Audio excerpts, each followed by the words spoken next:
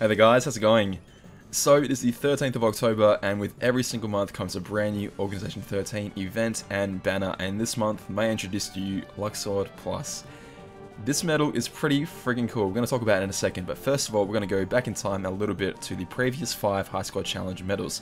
Well, I guess only 4 in our version, but anyone paying attention to JP will know that they got this medal. So this medal and the other 4 High Squad Challenge medals have had the 53.66 adjusted multiplier down the very bottom left there. And take a look at that and now compare it to Luxord's. So Luxord has the ability to hit either a critical hit or not a critical hit. Well, just like every other medal, but Luxord will hit a critical hit 50% of the time.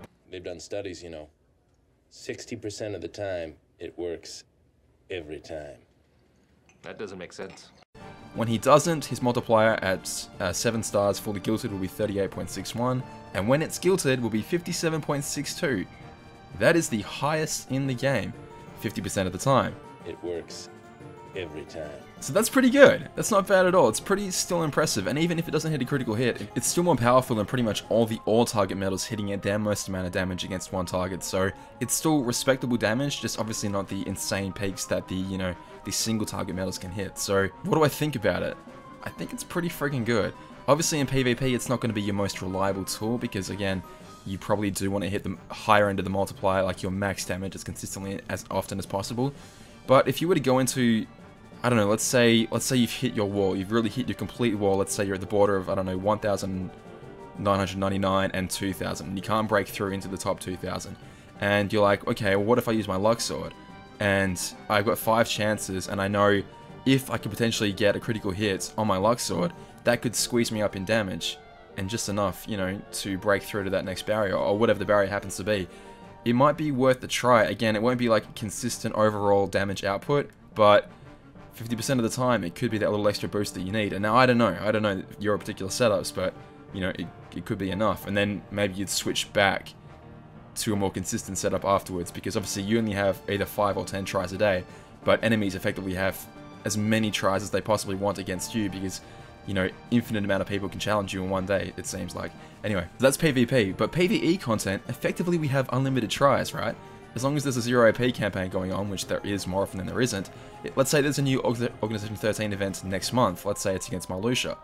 If he's only a single target enemy, we can effectively keep running against him as many times as it takes, just like the olden days where we had to basically get, second chance to trigger and defense boost would have to trigger, and we'd have to like miss out on the pestering little pester jester. If you remember the Moonglove Glory quests, god, memories from back in the day. But what we had to do back in the day was run a quest over and over and over again until we got all the luck to go in our favor. This kind of reminds me of that. Like, if you needed to beat a quest and you were just a little bit shy on damage, but you had Luxord there instead, and you're like, okay, if I use him and I have a copycat medal, okay, alright, and I need to have him, I've got 3 turns basically, because the pet's going to bring me back, and then second chance is going to bring me back. Okay, so that's 6 turns, or 3 turns rather, 6 casts with the copycat medal. Alright, if he triggers 5 out of 6 times, I can pass this quest. And then you basically keep running it over and over again, and let RNG, run its course. I kind of think everyone should pick this thing up. And you never know what's going to happen, you know what I mean? Like, if you beat the quest that he comes with, he's going to give you 5 trait medals, or up to 5 trait medals, depending on how well you do. So you could get pretty good traits with that. I know, it's like, compare it to High Squad Challenge medals, where even the best players in the game are only going to get, 3 or 4 trait rolls on it. 4, I think. Everyone can get up to 5 here. And that's without doing any extra pulls for more traits. So that's pretty decent.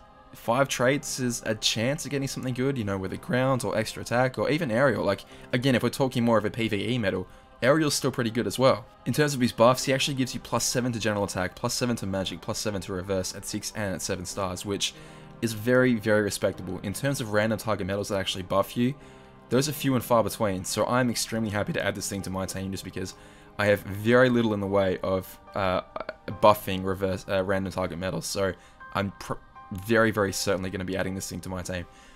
I was just thinking, if you had like Stained Glass 7 at the front of Fairy Stars, the one with Terror on it, and then this thing in slot 2, this thing would be hitting with its complete buff cap already maxed out by slot 2, which is really friggin' awesome.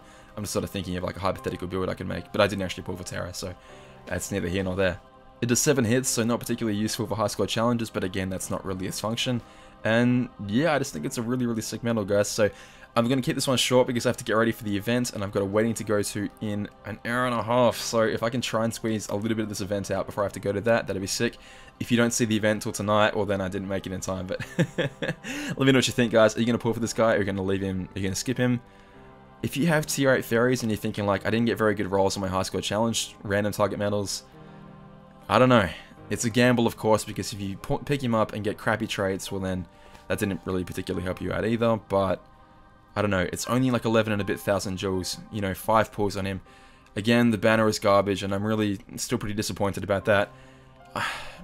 I know JP's isn't falling price, and therefore their banner can be a little bit better, but even that hasn't really improved that much. Like, I don't know what they're doing with these Organization 13 banners. I really don't know what their game is. But anyway, guys, let me know what you think. I'll see you guys tonight for the event, and yeah, catch you guys soon. All the best. Bye.